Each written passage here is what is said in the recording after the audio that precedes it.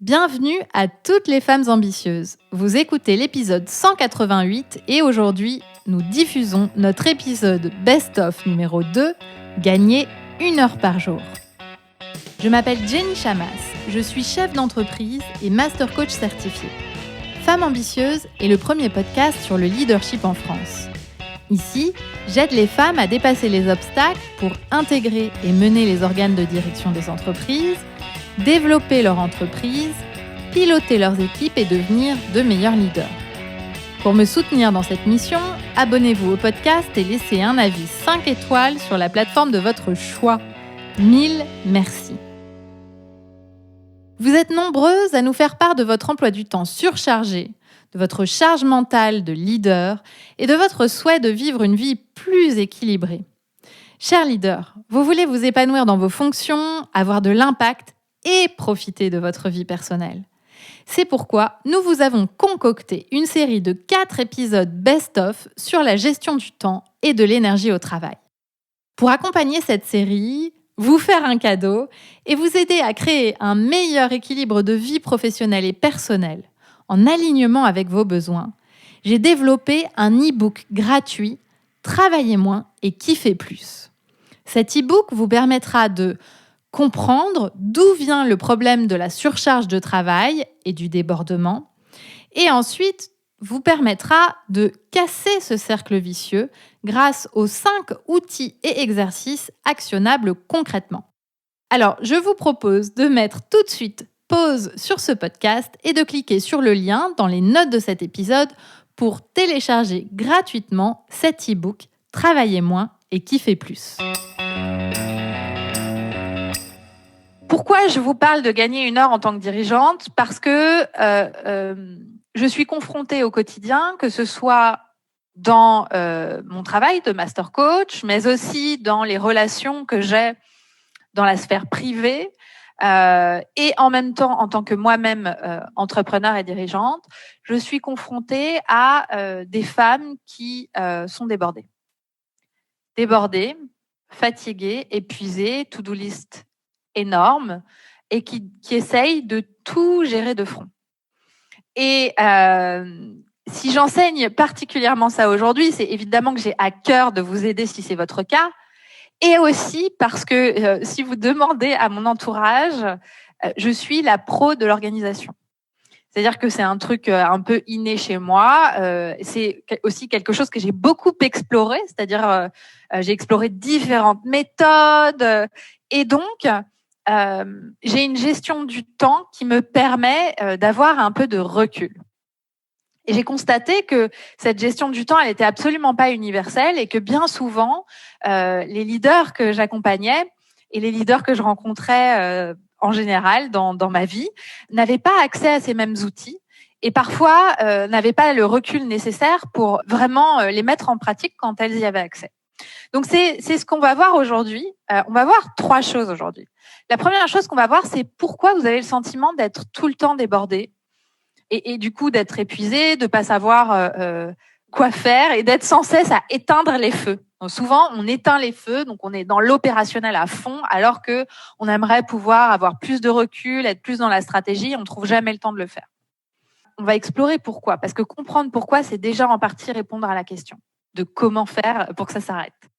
La deuxième chose que je vais faire, c'est que je vais vous enseigner 2 outils qui ont radicalement changé ma perception du temps, qui aident énormément mes clientes et qui, j'espère, vous aideront. Et ce sont des outils que vous allez pouvoir mettre en pratique dès aujourd'hui. Donc l'idée, c'est pas de se construire une montagne avec plein de trucs à mettre en place. C'est très simple. Alors moi, j'aimerais que vous me disiez quelque chose. Admettons que vous gagnez vraiment, concrètement, matériellement, 1 heure par jour dans votre agenda. Si c'était le cas, si c'était vraiment vrai, si c'était possible, comment vous sentiriez-vous ? Ce serait quoi l'émotion que vous ressentiriez si vous pouviez gagner 1 heure par jour ? Le problème principal, c'est que vous vous sentez constamment débordé. Débordé parce que il y a énormément de choses à gérer. Plein de projets en même temps à mener de front, Il y a toutes les réunions auxquelles vous êtes invités, celles que vous créez vous-même. Il y a toutes les décisions que vous devez prendre qui vous incombent parce que vous êtes responsable d'un périmètre. Il y a toute la gestion humaine si vous êtes manager d'équipe, les one-to-one, les réunions d'équipe, les évaluations, les augmentations, les licenciements, les recrutements. Il y a toutes les urgences qui viennent bousculer votre quotidien quand celui-ci est planifié ou est déjà bien assez chargé. Et donc, tout ça fait que vous êtes sans cesse en train de courir, en train d'essayer de cocher toutes les cases de ça c'est bon, ça c'est fait, ça c'est fait, ça c'est fait, ça c'est fait. Et donc, vous avez le sentiment de manquer d'espace de respiration, de ne pas avoir le temps de prendre du recul, d'avoir cette vue en hélicoptère ou prendre de la hauteur où vous voyez tout et puis là, tout à coup, la situation vous apparaît beaucoup plus claire parce qu'en fait, la réalité, c'est que vous avez la tête dans le guidon où ça ressemble un peu à la tête dans votre ordinateur et que dès quelqu'un vous demande un truc et que vous devez lever la tête ou quelqu'un frappe à votre bureau, pas encore, j'ai pas le temps. Et le problème, c'est que, en fait, ça ne s'arrête jamais parce que même quand vous partez en vacances, vous savez très bien ce qui va se passer, c'est que quand vous revenez, il y a 1000 mails en attente. Donc, en fait, vous n'êtes jamais vraiment libéré de cette to-do list immense de choses à faire. Ça ne s'arrête jamais. Et évidemment, là, moi, je parle du côté professionnel, mais c'est possible que ça s'ajoute au côté personnel.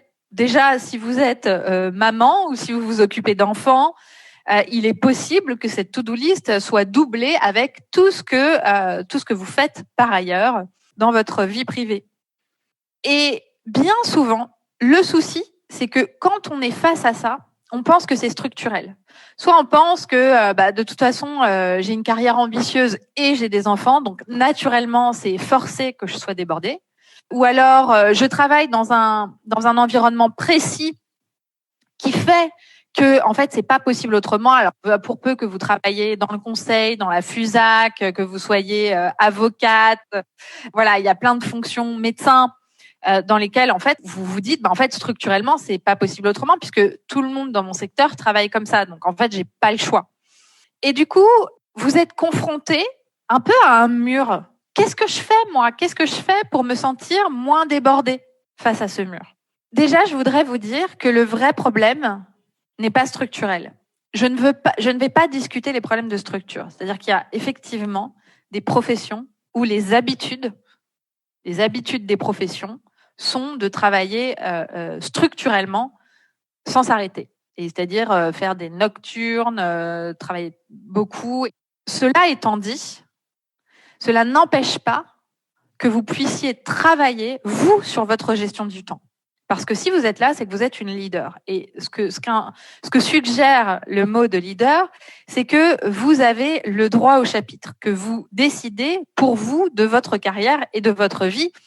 Et donc, qu'une leader est aux manettes. Et donc, moi, ce que je vais vous proposer ici, c'est d'aller voir ce qui est en votre contrôle. Alors, en général, l'impression de débordement et de manque de temps n'est pas simplement structurelle à vos fonctions, elle naît de différentes temporalités. Il existe, selon moi, 3 niveaux de temporalité que je vais vous citer, qui, cumulés, mis bout à bout, créent la sensation de débordement. Le premier temps, c'est le temps physique, d'accord ? C'est le temps que prennent les choses. Quand vous êtes en réunion, ça vous prend un temps imparti. Quand vous partez en déplacement, bon, en ce moment, on part pas trop en déplacement, mais ça vous prend 1 jour ou 2 jours. Voilà, c'est quelque chose d'indiscutable. C'est le temps que prennent effectivement les choses pour se faire. Ensuite, il y a le temps mental. Le temps mental, c'est le temps que vous passez à penser à autre chose que ce que vous êtes en train de faire. Donc, vous êtes, par exemple, en réunion et puis vous pensez à toute autre chose. Donc, en même temps que je vous parle, vous vous dites « Ah bah tiens, il faut que je contacte un tel parce que j'ai oublié de lui dire que il me faut cette déclaration. Et puis mince, j'ai pas inscrit mon fils au stage d'équitation. Et oh là là, faut que je pense ce soir à prévenir la maîtresse qu'il y a le goûter d'anniversaire. » Enfin bon. Là, je vous donne des exemples de maman parce que je me sens concernée. Mais bref, vous êtes en train de faire quelque chose, mais vous n'y êtes pas vraiment parce que votre tête est ailleurs. Et ça, c'est la charge mentale. Donc, la troisième temporalité, c'est le temps invisible. C'est le temps que vous passez à faire des choses sans vous en rendre compte. C'est du temps dépensé sans vous en rendre compte. Donc, par exemple, si vous êtes parmi les personnes qui ont leurs emails constamment ouverts et qui regardent leurs emails comme ça au fil de l'eau, ou à chaque fois que ça bip, ça arrive et puis on regarde. Si vous êtes quelqu'un qui check Instagram constamment ou WhatsApp, ou alors vous regardez des séries Netflix, mais vous en regardez pas un ou deux épisodes pour vous faire plaisir, mais vous en regardez toute la nuit ou 4-5 d'affilée. Ça, c'est du temps invisible. C'est-à-dire que vous avez le sentiment de manquer de temps, mais en même temps, vous passez beaucoup de temps à faire des choses de façon non intentionnelle, c'est-à-dire sans vous en rendre compte.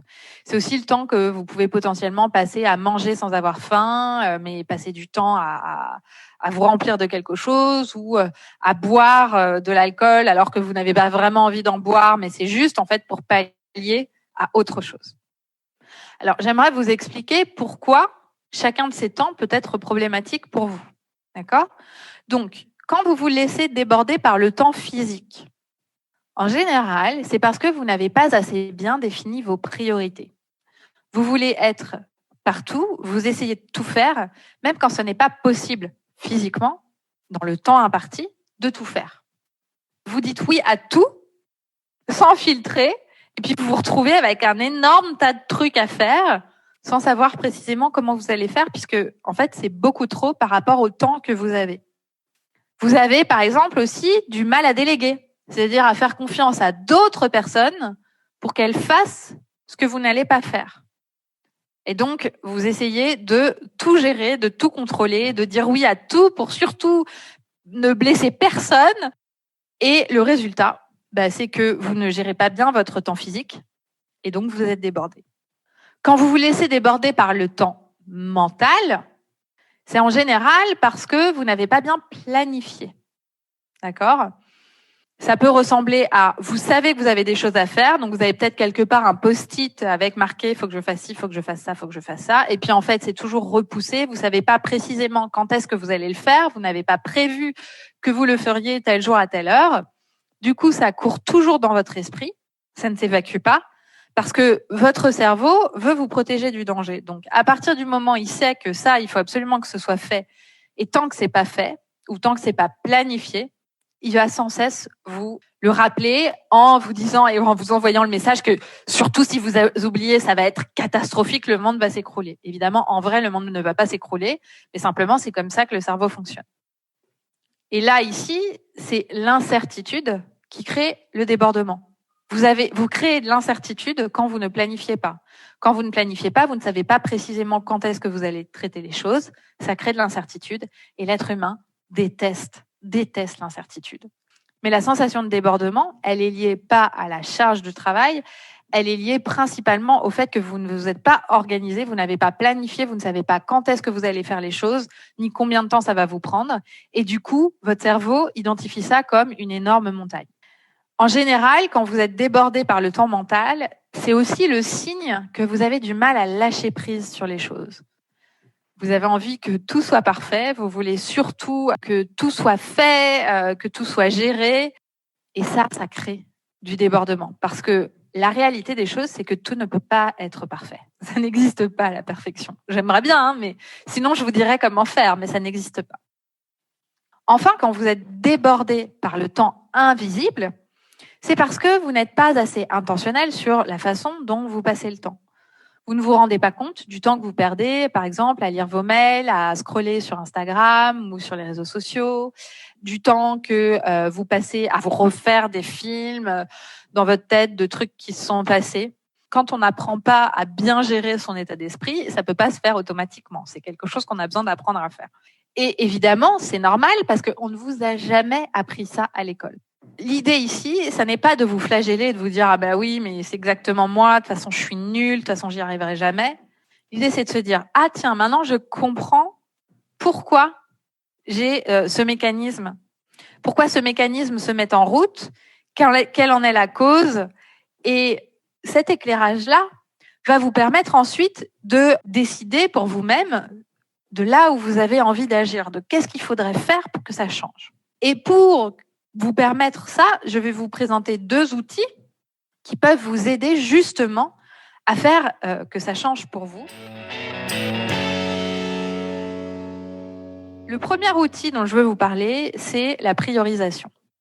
Le problème, il est que, en fait, très peu de leaders décident intentionnellement de priorités et mettent en œuvre ces priorités.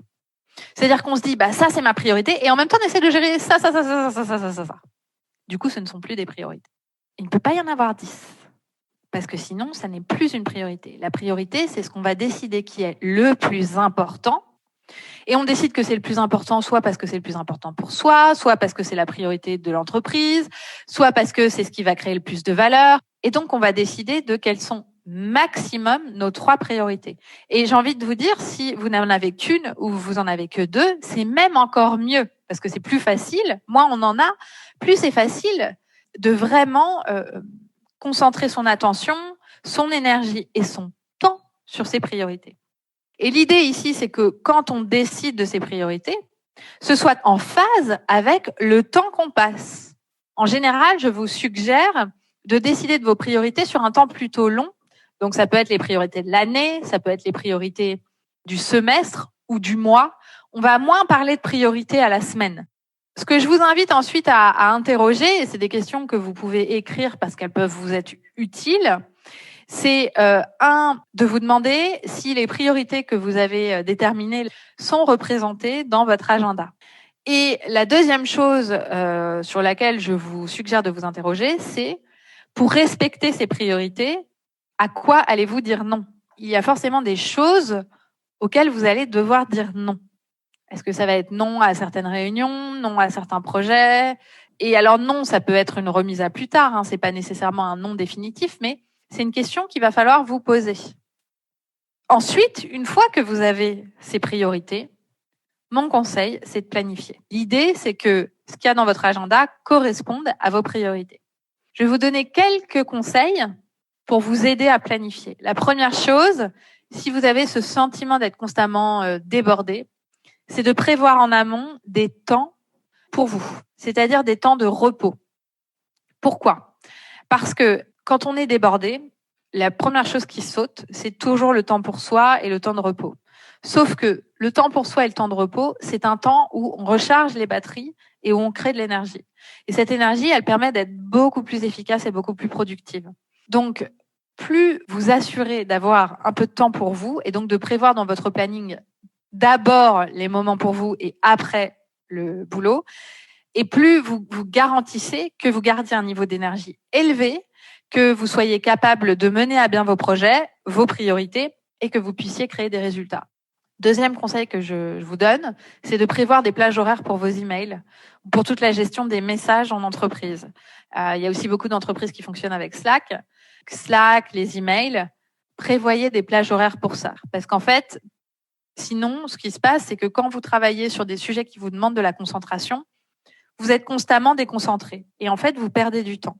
Et ça crée clairement un problème de temps physique et une charge mentale. Et si nécessaire, et si votre profession le demande, vous pouvez prévoir plusieurs plages horaires par jour.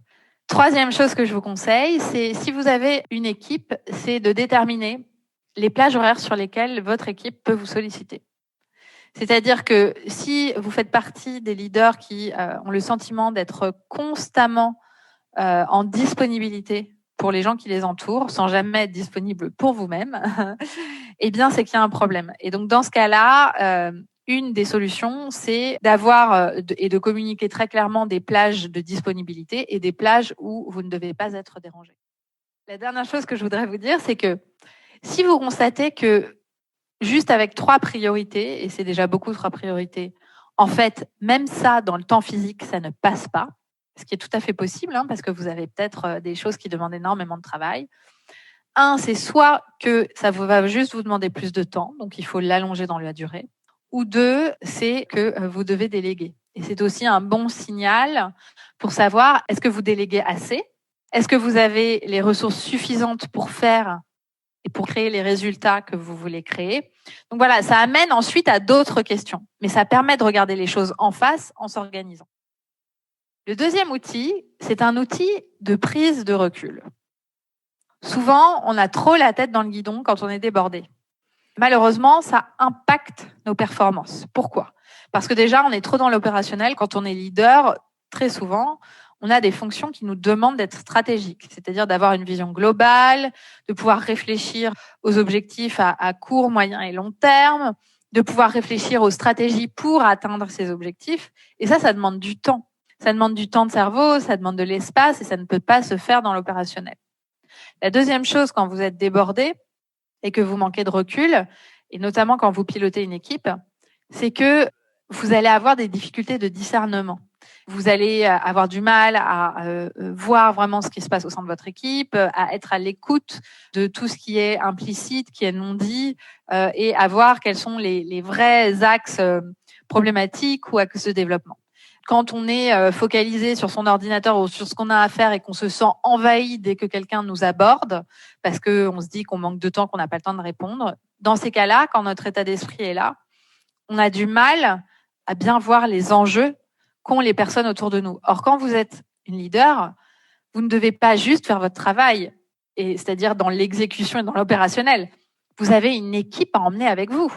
Et donc, il est nécessaire, il est indispensable d'avoir du temps pour votre équipe, parce que c'est comme ça que vous allez créer des résultats au sein de l'entreprise. Ce que je vous propose, c'est d'adopter de façon au moins hebdomadaire, sinon quotidienne, une marche méditative.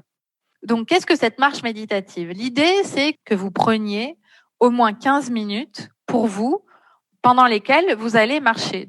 Vous sortez de votre bureau, vous sortez à l'air libre et vous allez marcher pendant 15 minutes. Pendant cette marche, ce que je vous suggère, c'est de ne rien prendre avec vous d'autre qu'un papier et un crayon. Vous n'allez pas prendre le téléphone portable, d'accord ? Donc l'idée, c'est vraiment de se détacher de tout ce qui est sollicitation extérieure.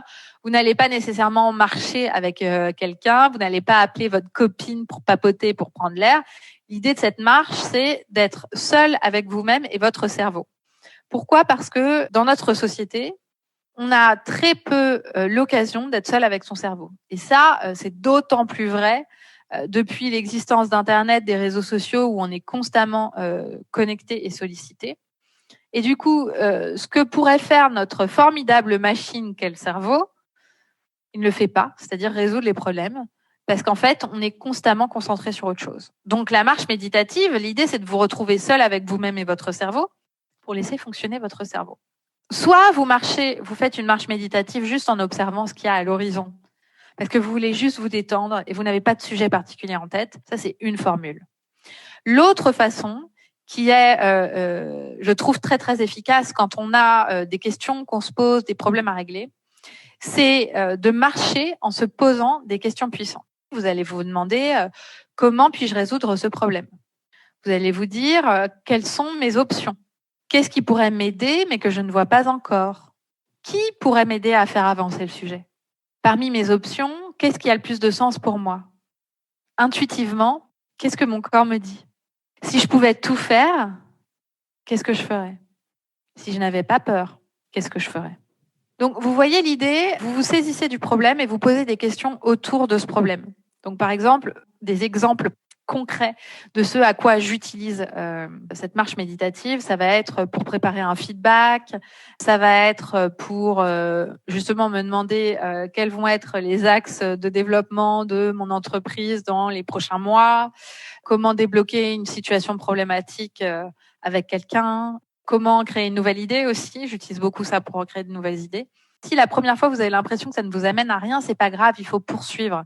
C'est aussi une pratique, donc ne vous attendez pas à des miracles dès la première fois, mais vous allez voir que votre cerveau est une machine absolument formidable qui a réponse à beaucoup de vos problèmes.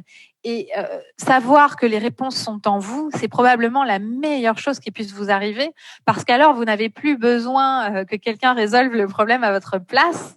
Vous avez ce qu'il vous faut pour résoudre le problème. Mis bout à bout, la priorisation et planifier votre temps et la marche méditative, ça va vous faire gagner 1 heure par jour. C'est-à-dire que, par exemple, une marche méditative de 15 minutes peut vous résoudre un problème sur lequel vous pensiez passer 3 heures. Et ça m'est arrivé, mais un nombre de fois incalculable. Ça arrive aussi beaucoup à mes clientes. Donc, ce que je vous invite, c'est à décider déjà de mettre en pratique l'une des 2 techniques. Mettez-la en pratique et voyez déjà le temps que vous gagnez à faire ça. Et vous verrez très vite, vous allez gagner 1 heure par jour. Saviez-vous que vous pouvez vous abonner gratuitement à notre liste privilège ? Une fois par mois, vous recevez un contenu exclusif que nous vous envoyons par email, uniquement réservé aux abonnés. Par exemple, en mars, les privilégiés ont eu accès à la masterclass Savoir se vendre que j'avais donnée il y a un peu plus d'1 an. Et puis, en avril, elles ont eu accès à un chapitre de mon livre. C'est aussi sur la liste privilège que vous êtes informés en avant-première de l'ouverture des inscriptions du prochain groupe de coaching et de tous nos événements à venir. Alors inscrivez-vous gratuitement pour recevoir chaque mois ces bonus. Le lien est dans les notes de cet épisode. Vous dirigez une entreprise ou occupez des fonctions de décideur RH ? En tant qu'organisme de formation, Coach Happy accompagne vos talents féminins pour de meilleurs résultats, un leadership affirmé et davantage de confiance. Contactez-nous via la page entreprise du site ou grâce au lien dans les notes de cet épisode.